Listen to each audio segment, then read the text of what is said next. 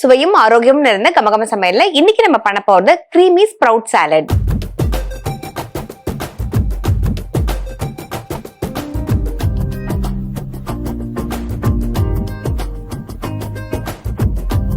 இந்த ரெசிபியை பண்றதுக்கு தேவையான பொருட்கள் என்னென்னு பார்க்கலாம்.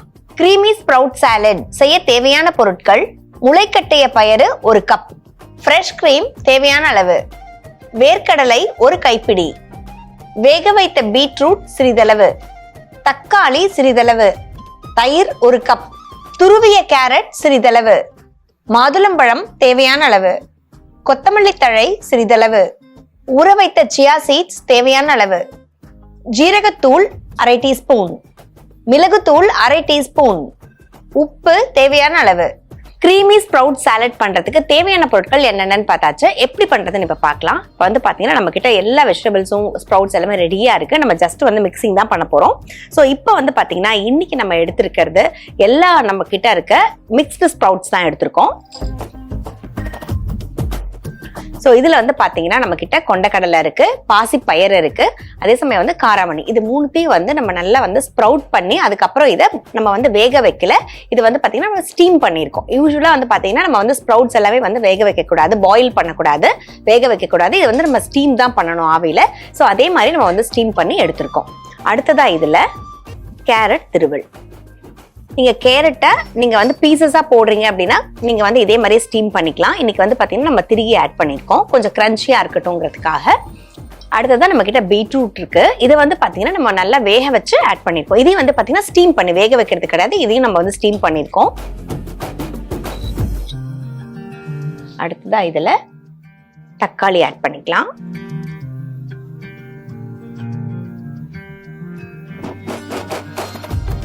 வறுக்காத வேர்க்கடலை இருந்துச்சு அப்படின்னா நீங்க வந்து பச்சை வேர்க்கடலையே இதே மாதிரி நீங்க ஸ்டீம் பண்ணியும் வந்து பாத்தீங்கன்னா நீங்க ஆட் பண்ணிக்கலாம். அப்படி இல்லைன்னா நீங்க வந்து இதுல இந்த மாதிரி இருக்க வறுத்த வேர்க்கடலையை கூட ஆட் பண்ணிக்கலாம். நம்ம கிட்ட இருக்க தயிர் ஆட் பண்ண போறோம். தயிர் வந்து பாத்தீங்கன்னா நல்லா நம்ம வந்து 1 கப் அளவுக்கு ஆட் பண்ணிக்கலாம்.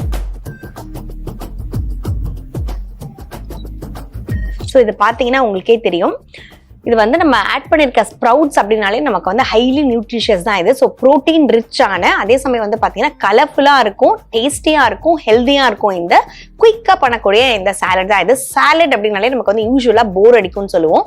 ஆனா இந்த சாலடை நீங்க வந்து டேஸ்ட் பண்ணீங்க அப்படின்னா உங்களுக்கு வந்து டேங்கியா இருக்கும், கிரீமியா இருக்கும். அதே சமயம் வந்து பாத்தீங்கன்னா உங்களுக்கு வந்து அந்த வெஜிடபிள்ஸோடைய அந்த ரிச்னஸ் வந்து உங்களுக்கு ஃபீல் பண்ண முடியும். அதே சமயம் ரொம்ப ஹெல்த்தியான ஒரு ரெசிபி தாங்க இது. இது வந்து பாத்தீங்கன்னா குயிக்கா நீங்க வந்து ஏதாவது ஒன்று ஹெல்த்தியா சாப்பிடணும்னு நினைச்சீங்கன்னா நீங்க இந்த மாதிரி பண்ணி சாப்பிடலாம். ஸோ அடுத்ததான் வந்து பாத்தீங்கன்னா இதுல நம்ம கொஞ்சம் ஃப்ரெஷ் கிரீம் ஆட் பண்றோம்.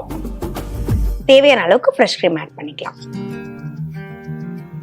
நீங்க உங்ககிட்ட கிரீம் இல்லை அப்படின்னா நீங்க வந்து தயிரோடையே உங்களுக்கு போதும். இது வந்து எக்ஸ்ட்ரா ரிச்னஸ் கொடுக்கறதுக்காக தான் இந்த கிரீமை வந்து நம்ம ஆட் பண்றோம். அடுத்ததா இதுல ஜீரகத்தூள் ஃப்ளேவருக்காக ஆட் பண்றோம். கொஞ்சம் பெப்பர்.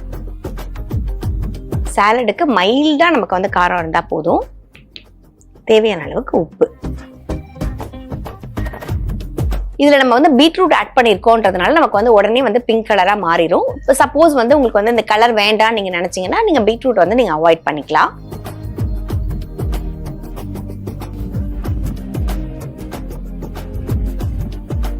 அடுத்ததா இதுல நம்ம ஊற வச்சிருக்க சியா சீட்ஸ் ஒரு 2 டீஸ்பூன் போல ஆட் பண்ணிக்கோங்க.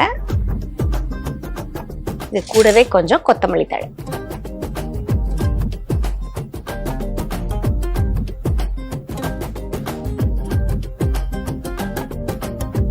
ஸோ இதில் ஸ்வீட்னஸ்க்கு வந்து பார்த்தீங்கன்னா நமக்கு வந்து க்ரீம் ஆட் பண்ணியிருக்கோம். ஸோ நம்மளுடைய எல்லா இதில் இருக்க அந்த கேரட்ல இருந்து வரக்கூடிய ஸ்வீட்னஸா இருக்கட்டும், அந்த பீட்ரூட், இப்ப நம்ம ஆட் பண்ணக்கூடிய அந்த மாதுளம்பழம், எல்லாத்துல இருந்துமே நமக்கு வந்து நேச்சுரல் அந்த ஸ்வீட்னஸ் வந்து நமக்கு வந்துடும். அதே மாதிரியே வந்து இந்த டேங்கினஸ் வந்து பாத்தீங்கன்னா நமக்கு வந்து நல்லா வந்து அந்த கர்ட்ல இருந்து நமக்கு வந்துடும்.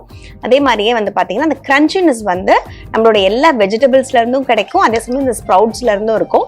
நம்ம ஆட் பண்ணிருக்க அந்த வேர்க்கடலை நமக்கு வந்து ஹைலி ப்ரோட்டீன், யூஸ்வலா வந்து பாத்தீங்கன்னா பயறு அப்படின்னாலே நமக்கு வந்து நல்ல ஒரு ப்ரோட்டீன் இருந்துச்சு. அதையும் வந்து அதை நம்ம முளைக்கட்டி இந்த மாதிரி சாப்பிடும் போது வந்து பாத்தீங்கன்னா எக்ஸ்ட்ராவா அதுல இருக்க நியூட்ரியன்ஸ் வந்து பாத்தீங்கன்னா நமக்கு ஆட் ஆன் ஆயிருக்கும். ஸோ அந்த ஸ்ப்ரவுட்ஸ் யூஸ்வலா கிட்ஸ் வந்து பாத்தீங்கன்னா சாலட் அப்படின்னாலே ஸ்ப்ரவுட் அப்படின்னாலே வேண்டாம்னு சொல்லிடுவாங்க.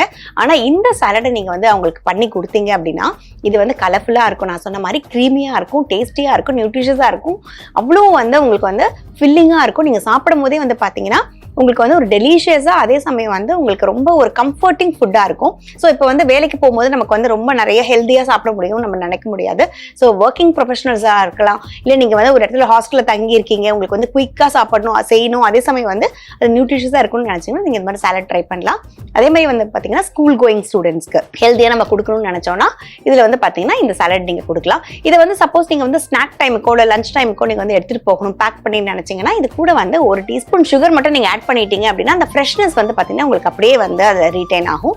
அதே மாதிரி நீங்க வந்து இதுல வந்து ஆப்பிள் கூட நீங்க வந்து நறுக்கி ஃப்ரெஷ்ஷா இன்னைக்கு வந்து பாத்தீங்கன்னா நம்ம வந்து மாதுளம்பழம் மட்டும் சேர்த்திருக்கோம். இது கூடவே நீங்க வந்து பொடியா நறுக்கி நீங்க வந்து ஆப்பிள்ஸ் ஆட் பண்ணலாம்.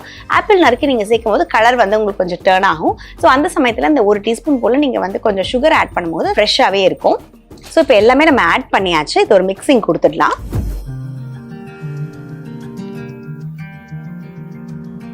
ஸோ இப்போ நம்ம பண்ணிட்டு இருந்தா க்ரீமி ஸ்ப்ரவுட் சாலட் பார்த்தீங்கன்னா இப்போ சூப்பராக ரெடி ஆயிடுச்சுங்க. இதை நம்ம சர்வ் பண்ணிடலாம்.